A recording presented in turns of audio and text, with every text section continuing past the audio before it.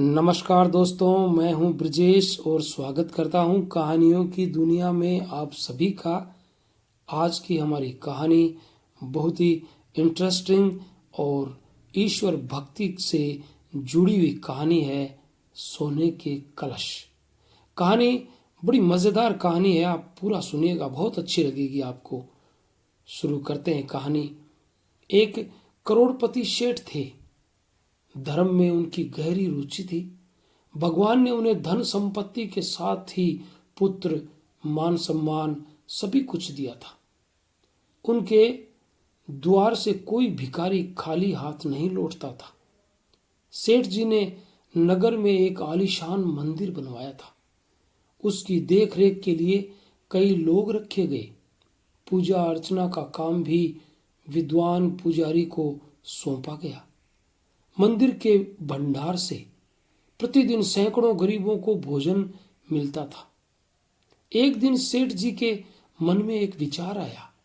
सोचने लगे, लक्ष्मी चंचल होती है, क्या पता कल साथ छोड़ दे। अभी तो संपत्ति का और छोर नहीं, आगे चलकर क्या हो कौन जाने। बेटे पोतों के पास धन की कमी हो गई तो मंदिर की देखभाल ठीक से नहीं होगी। भगवान की पूजा में विघ्न नहीं पड़ना चाहिए।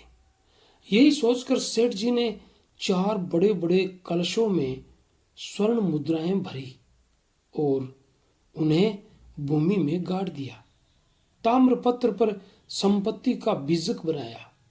मरते समय वह बीजक अपने पुत्रों को देकर कहा, मैंने कुछ धन भूमि में गाड़ दिया है, यह उसी का बीजक है। जब तुम समझो कि भगवान की पूजा और मंदिर की देखभाल के लिए धन की कमी होने लगी है तो उस धन को भूमि से निकाल लेना। इतना कहे सेठ जी परलोक सिधार गए। सेठ जी के बेटे पोतों को भला धन की क्या कमी थी। उन्होंने उस बीजक को एक पेटी में सुरक्षित रख दिया। समय अपनी गति से चलता रहा। सेठ जी की बात सही निकली। चौथी पीढ़ी में लक्ष्मी ने उनके कुटुंब का साथ छोड़ दिया। कहां करोड़ों की संपत्ति थी और अब परिवार का गुजारा भी कठिन हो गया। व्यापार में इतनी हानि हुई कि सारी जायदाद बिक गई। खाने के ही लाले पड़ने लगे तो भगवान की पूजा के लिए धन कहां से आता। मंदिर उजड़ने लगा। एक दिन बूढ़े कुल पुरोहित ने सेठ जी के वंशजों को गड़े धन की बात बताई। उन लोगों ने बीजक की तलाश की। काफी खोजबीन के बाद बीजक मिला। बीजक को पढ़ा तो चकरा गए। उसमें लिखा था, स्वर्ण मुद्राओं से भरे 4 कलश, मंदिर की बुर्जी, रामनवमी ठीक दोपहर को 12 बजे। इस भाषा का पूरा अर्थ कोई न समझ पाया। सेठ के वंशजों ने मंदिर की बुर्जी की ईंटें हटवाकर कलशों की खोज की। भला इतनी छोटी सी जगह में 4 कलश कहां समाते। उन्होंने निराश हो बीजक को पेटी में फिर रख दिया। फिर भी उनके मन में शंका बनी रही। उन्हें विश्वास था कि उनके परदादा कभी झूठी बात नहीं लिख सकते। आसपास के पंडितों से बीजक को पढ़वाया।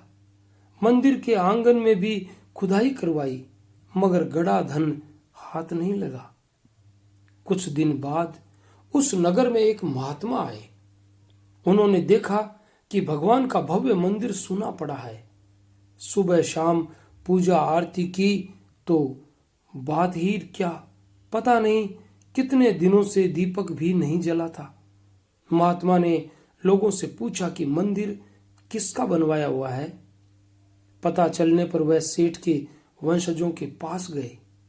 उनसे कहा, तुम्हारे पूर्वज इतना शानदार मंदिर बनवा गए, क्या तुम भगवान की पूजा का प्रबंध भी नहीं कर सकते।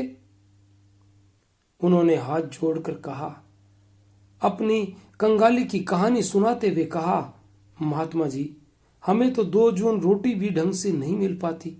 पूजा आरती के लिए घी और प्रसाद कहां से लाएं। समय का फेर है, सोना छूते हैं वह भी मिट्टी बन जाता है। हमारे पूर्वज कुछ धन गाड़ गए थे, उसका बीजक हमारे पास है, किंतु धन कहाँ गड़ा है इसका भी कुछ पता नहीं चलता।